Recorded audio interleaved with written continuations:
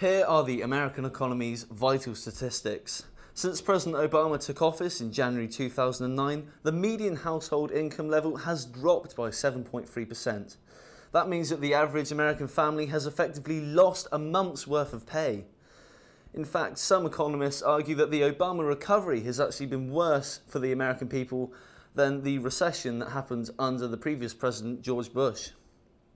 The national debt currently sits at over $16 trillion, and that means for every $1 that the government spends this year, 31 cents of that is borrowed cash.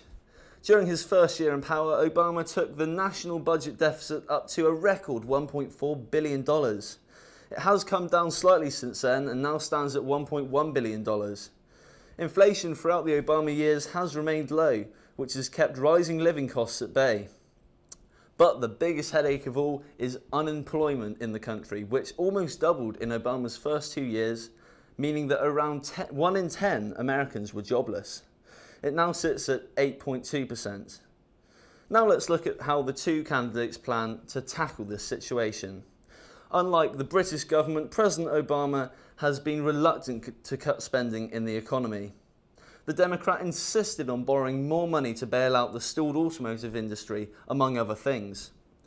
Obama has now come up with a 10-year plan to get rid of the $1.1 trillion deficit.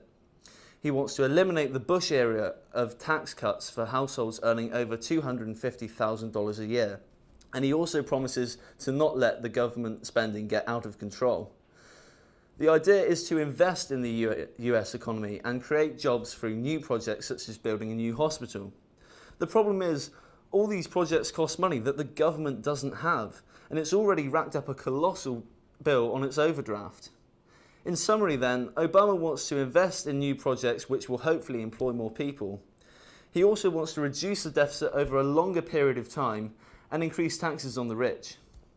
The risk here is that the national debt continues to spiral out of control and the economy doesn't actually recover.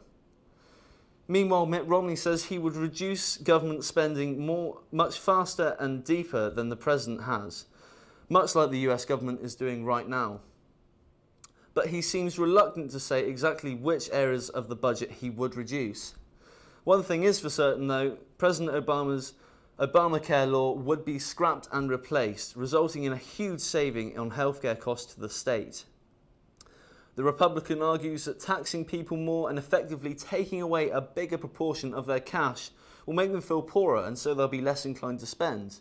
And if no one spends, then the economy fails.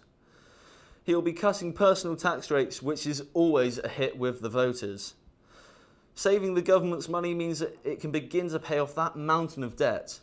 And Romney also wants to boost enterprise in the US by deregulating the banks, cutting red tape for businesses and bringing down corporation tax to 25%, which he believes will revive the economic recovery. So the main plan is to cut taxes in the hope that everyone spends more, reduce government spending to pay off the deficit, and help businesses to grow the economy again. However, if Mr. Romney cuts spending too much and too soon, he runs the risk of taking all the energy out of the economy and sending it back into recession.